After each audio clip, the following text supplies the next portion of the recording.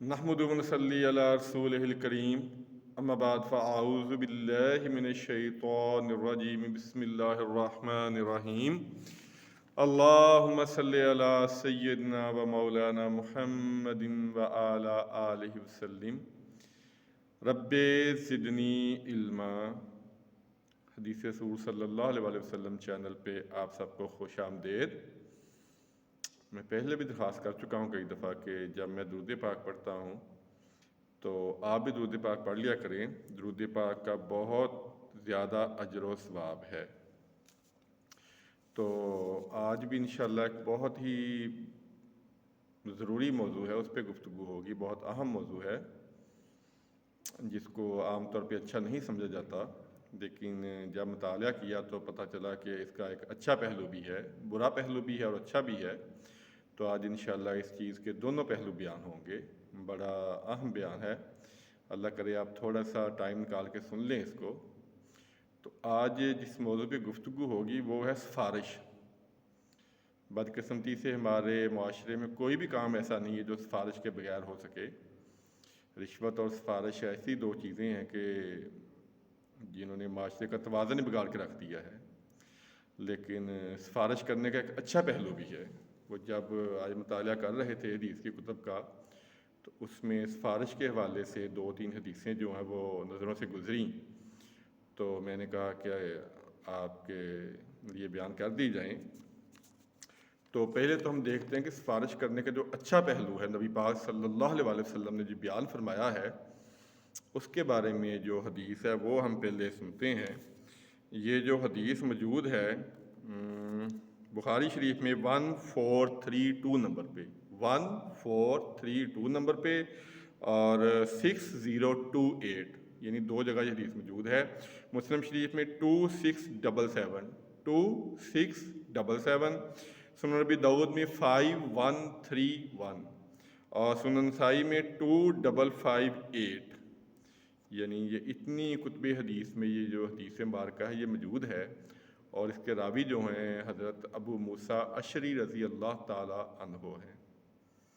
बहुत प्यारी हदीस है। इंशाअल्लाह एक बहुत अहम मसला जो वह हल होगा, तो गौर से सुनिएगा कि नबी पाक सल्लल्लाहु अलैहि वसल्लम के पास जब कोई मांगने के लिए आता या कोई हाजत लेके आता, आपके पास अक्सर लोग आते रहते थे, सहाबा इकराम अपनी अपनी ज़रूरतें लेके आते रहते थे।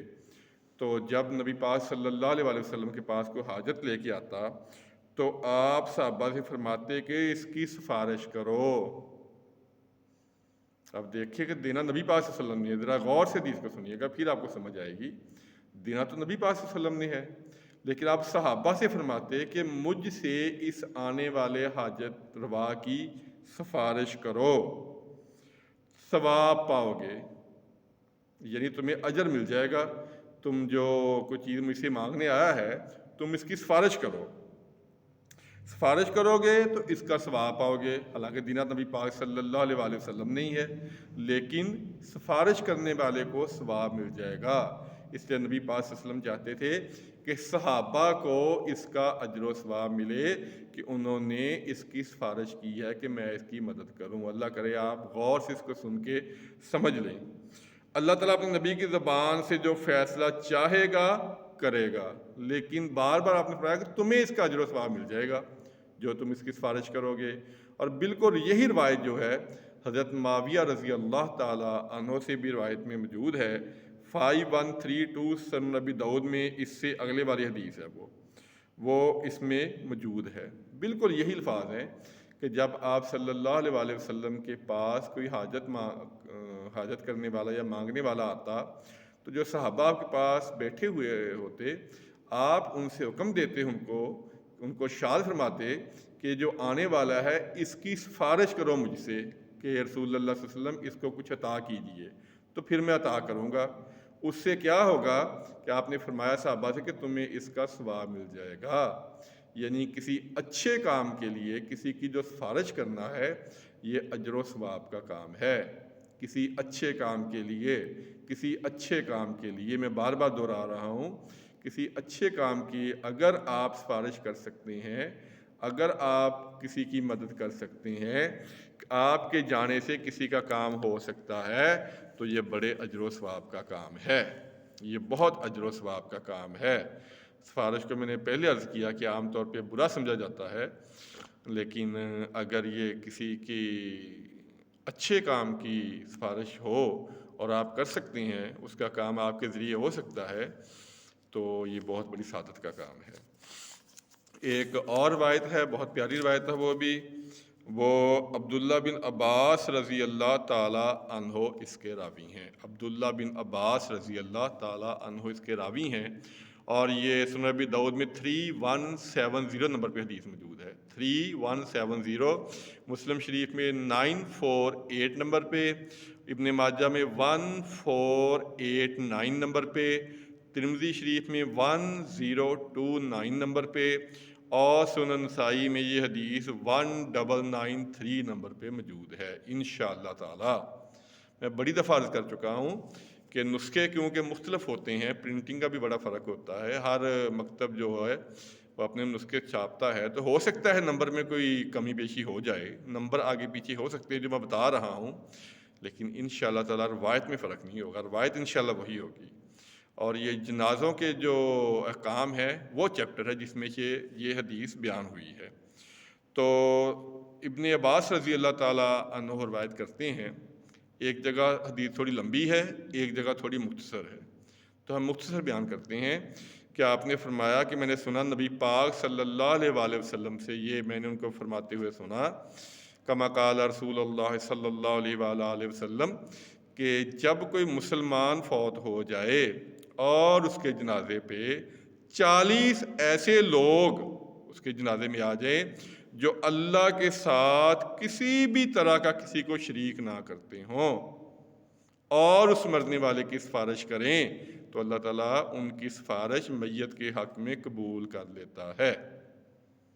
یہ بھی سفارش کا ایک اچھا پہلو ہے کہ ہم جب میت کے ساتھ جاتے ہیں تو ہمارا مقصد یہی ہوتا ہے کہ ہم اللہ کی بارگاہ میں دعا کریں گے، ہم اس کی سفارش کریں گے کہ اللہ تعالیٰ اس کو بخش دے۔ تو نبی پاک صلی اللہ علیہ وسلم فرمایا کہ جس میت پہ 40 ایسے لوگ آ جائیں جو اللہ کے ساتھ کسی کو شریک نہ کرتے ہوں، اور وہ اس میت کی سفارش کریں، تو اللہ تعالیٰ ان کی سفارش اس میت کے حق میں قبول کر لیتا ہے۔ یہ آپ کو میں نے نمبر ساتھ بتا دیے ہیں کہ یہ سفارش کرنے کا کتنا اجر و ثواب ہے۔ اور اب اس کے نیگیٹو پہلو کی طرف آ جائیں، یہ تو سب کو پتہ ہی ہے، معاشرے میں جو ہماری ایک ان بیلنس چیزیں ہوئی ہیں، اس کا بہت ہی بڑا جو میں کہوں گا فیکٹر ہے وہ سفارش ہے، کہ سفارش کی وجہ سے غلط لوگ غلط جگہ پہ بیٹھ جاتے ہیں، اور پھر بہت ساری خرابیاں اور بربادیاں ہوتی ہیں۔ یہ جو حدیث ہے سنن ابی داؤد میں 3541 نمبر پہ موجود ہے، 3541، اور اس کے جو راوی ہیں حضرت ابو امامہ رضی اللہ تعالیٰ عنہ ہیں۔ بہت ہی پیاری حدیث ہے، اگر آپ غور سے اس کو سنیں گے تو پھر آپ کو سمجھ آئے گی، ورنہ آپ کو اس حدیث کی سمجھ نہیں آئے گی۔ اس لیے ذرا توجہ سے اس کے الفاظ جو ہیں وہ غور سے سنیے گا کہ نبی پاک صلی اللہ علیہ وآلہ وسلم نے ارشاد فرمایا، جس شخص نے کسی کی سفارش کی، جس شخص نے کسی کی سفارش کی اور اس کی سفارش کرنے والے کو کوئی چیز ہدیہ دیا اور سفارش کرنے والے نے قبول کر لیا، تو وہ سود کے 2 دروازوں میں سے ایک میں داخل ہو گیا۔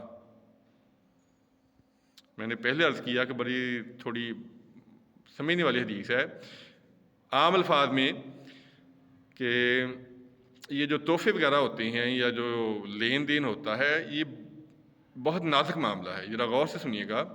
فرض کریں آپ کا کوئی دوست ہے، کوئی عزیز ہے، جس سے آپ کا پہلے تحائف کا تبادلہ ہوتا رہتا ہے، پھر آپ نے اس کا کام کر دیا، اس نے تحفہ دیا، کوئی مسئلہ نہیں ہے، کیونکہ پہلے بھی ایک دوسرے کے ساتھ تحفہ لینا دینا یا کھانا پینا اس طرح کی چیزیں ہوتی رہتی ہیں۔ لیکن کوئی ایسا شخص کہ جس کے زندگی میں آپ نے کبھی نہ تحفہ دیا اور نہ تحفہ اس سے لیا، کوئی عزیز ہے، کوئی دوست ہے، کوئی ویسے ملنے والا ہے، اور آپ نے اس کا کوئی کام کیا ہے، اس کی کوئی سفارش کی ہے، اس وقت جو وہ تحفہ دے گا وہ تحفہ نہیں ہوگا، وہ سفارش ہوگی، وہ رشوت ہوگی، وہ سود ہوگا۔ بہت بریکی والا معاملہ ہے، اللہ کرے آپ کی سمجھ میں آ گیا ہو کہ اگر کسی کے ساتھ آپ کا پہلے تحائف کا لین دین ہے، کوئی بات نہیں، آپ اس کے کام کر لیں، وہ آپ کا کام کر لے، مانگ کے بھی دوستوں سے چیزیں کھائی جاتی ہیں، لے لی جاتی ہیں، لیکن میں بار بار دوہرا رہا ہوں کہ اگر پہلے یہ روٹین ہے، اگر نہیں ہے اور آپ نے فرض کریں کہ آپ سے قرض لینے آ رہا ہے تو پہلے آپ کی اس سے بے تکلفی نہیں ہے، آپ نے اس کو قرض دیا، وہ کہنے لگا وہ آپ کو کھانا کھلاؤں، تو وہ کھانا نہیں ہے، وہ حرام کھانا ہے، وہ رشوت ہے۔ آج کل جو ایگزام کا دور چل رہا ہے تو اس میں یہ چیزیں عام ہوتی ہیں کہ جو شخص آپ کو جانتا بھی نہیں ہے وہ آپ کے پیچھے پڑا ہوتا ہے، سر آپ کو کھانا کھلاؤں، آئے سر آپ کو میں شاپنگ کروا دوں، وہی چیز ہے جو اس حدیث میں بیان ہوئی ہے، یہ سیم وہی چیز ہے۔ ہمارے دفاتر میں تو یہ چیز عام ہے نا، اللہ تعالیٰ ہمیں معاف فرمائے، یہ کوئی اتنا بیوقوف نہیں ہوتا، لینے والے کو پتہ ہوتا ہے کہ میں کیا لے رہا ہوں اور دینے والے کو بھی پتہ ہوتا ہے کہ میں کیا دے رہا ہوں۔ وہ ہمارے آج کل یہ بڑا رواج چل چکا ہے کہ میں آ رہا تھا، میں نے سوچا بچوں کے لیے گفٹ لے لوں، اور گفٹ بھی لیتے ہیں موٹر سائیکل کا، کار کا، یا میں سوچ رہا تھا بیگم صاحبہ کے لیے ایک جیولری کا ایک سیٹ نیا آیا ہے مارکیٹ میں ڈیزائن، تو میں نے سوچا بیگم صاحبہ کے لیے لے لوں۔ وہ بیگم صاحبہ کے لیے جیولری کا سیٹ نہیں ہے، بیگم صاحبہ کے لیے آگ کے انگارے ہیں۔ سب کو پتہ ہوتا ہے یہ کیا ہو رہا ہے، اور اس کے عوض جو کام کروائے جاتے ہیں، یہ اللہ تعالیٰ معاف کرے، ہمارا جو معاشرہ ہے وہ ہر لمٹ کراس کر گیا ہے، اس لیے تو ہم پہ یہ بربادیاں اور ہم پہ عذاب آ رہے ہیں۔ اللہ تعالیٰ ہمیں ہدایت نصیب فرمائے۔ تو یہ ایک پہلو ہے کہ کسی کی اچھے کام میں سفارش ضرور کرنی چاہیے، اس کا بہت اجر و ثواب ہے۔ دوسرا پہلو یہ ہے کہ اگر آپ نے سفارش کی عوض کوئی چیز لے لی اس سے تو وہ سود ہوگا، وہ سود ہوگا۔ اور تیسرا، جنازے کی فضیلت ماشاءاللہ بہت زیادہ پہلے بیان ہو چکی ہے کہ جنازے کے ساتھ اگر 40 افراد آ جائیں جو اللہ کے ساتھ کسی کو شریک نہ کرتے ہوں اور وہ میت کی سفارش کریں اللہ تعالیٰ کے ہاں بخشش کی، تو اللہ تعالیٰ ان کی سفارش قبول کر لیتا ہے۔ اب دیکھیں یہ وہ مسائل ہیں جن سے ہمیں روزمرہ زندگی میں واسطہ پڑتا ہے۔ ہمارا ماحول اس طرح کا ہو چکا ہے کہ سفارش کے بغیر یا رشوت کے بغیر کام کروانا ایک بہت ہی مشکل ایک کام ہو چکا ہے۔ لیکن اگر ہمیں ان کی وبال کا پتہ چل جائے، وہ کسی نے بہت پیاری بات کہی ہے کہ رشوت لینے والا خوش ہے کہ پیسے مل گئے، دینے والا خوش ہے کہ کام ہو گیا۔ قرآن کہہ رہا ہے دونوں جہنمی ہیں، قرآن کہہ رہا ہے، حدیث کہہ رہی ہے دونوں جہنمی ہیں، دونوں خوش ہیں لیکن دونوں جہنمی ہیں۔ ہمیں یہ چیزیں کب پتہ چلیں گی؟ جب ہم حدیث کا مطالعہ کریں گے، دین کو پڑھیں گے۔ میں بڑی گارنٹی کے ساتھ کہتا ہوں، یہ بہت ہی گارنٹی کے ساتھ کہتا ہوں کہ اگر ہم حدیث کی کتب کا مطالعہ کر لیں، یہ جو چھوٹے چھوٹے ہم جن کو چھوٹے گناہ سمجھ رہے ہیں، اگر ہم ان کے وبال اور عذاب اور سزا کے بارے میں جان لیں تو انشاءاللہ ہم ان سے بچ سکتے ہیں۔ خدا را حدیث کی کتب کا مطالعہ کریں۔ یہ وہ مسائل ہیں جو شاید کبھی آپ نے نہ سنے ہوں، اس لیے میں آپ کے ساتھ حدیث کا نمبر اور کتاب کا نام بتا رہا ہوں کہ آپ خود بھی پڑھیں، دیکھیں آپ کے یہ حدیث موجود ہیں۔ یہ اپنی طرف سے بیان نہیں کر رہا، یہ حدیث موجود ہیں، لیکن ہماری بدقسمتی ہے کہ ہم نے کبھی کتب حدیث کو کھولا ہی نہیں ہے، کبھی پڑھا ہی نہیں ہے، کبھی نبی پاک صلی اللہ علیہ وسلم کی سیرت مبارکہ کے بارے میں جاننے کی کوشش نہیں کی، صحابہ کرام کی عظیم زندگیاں، ان کے تقویٰ، ان کے ایمان کے بارے میں جاننے کی کوشش نہیں کی، اور غفلت میں پڑے ہوئے ہیں۔ بہت سارے ایسے کام ہیں جو ہم گناہ کے کر رہے ہیں لیکن ہمیں پتہ نہیں ہے۔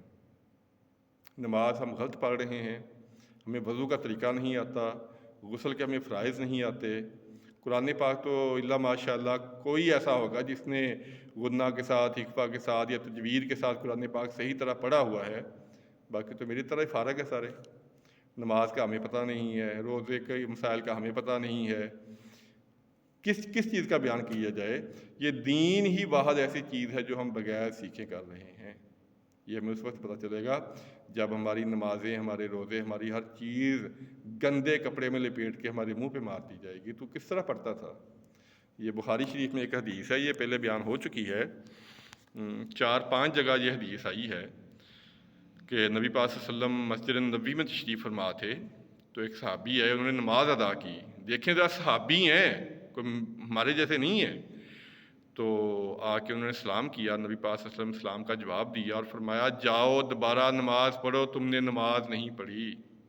صحابی کو فرمایا جا رہا ہے یہ، وہ دوبارہ گئے، نماز ادا کی، پھر آ کے سلام کیا، آپ نے اسلام کا جواب دیا اور کہا جاؤ دوبارہ نماز پڑھو، تم نے نماز نہیں پڑھی۔ تیسری دفعہ گئے، نماز ادا کی، آگے سلام کیا، آپ نے اسلام کا جواب دیا اور کہا جاؤ دوبارہ نماز پڑھو، تم نے نماز نہیں پڑھی۔ وہ کہنے لگی یا رسول اللہ علیہ وسلم قسم ہے اس ذات کی جس نے آپ کو حق نبی بنا کر بھیجا ہے، مجھے اس سے بہتر نماز نہیں پڑھنی آتی، آپ مجھے بتائیے۔ وہ لمبی بات ہو جائے گی، پھر آپ نے ان کو نماز کا طریقہ بتایا۔ تو اس میں اس چینل پہ ماشاءاللہ نماز کے مسائل کے بارے میں کافی گفتگو ہو چکی ہے۔ کہنے کا مقصد یہ ہے کہ سیکھنا چاہیے ہمیں، نماز، روزہ، قرآن پاک، تلاوت، یہ جو ہے یہ کام سیکھنے چاہیے ہمیں۔ اللہ تعالیٰ سے دعا ہے اللہ تعالیٰ ہمیں نیکیاں کرنے کی اور اسلام اور دین کو پڑھنے کی اور سیکھنے کی توفیق عطا فرمائے اور دوسروں تک پہنچانے کی توفیق عطا فرمائے۔ آمین ثم آمین۔ السلام علیکم ورحمۃ اللہ وبرکاتہ۔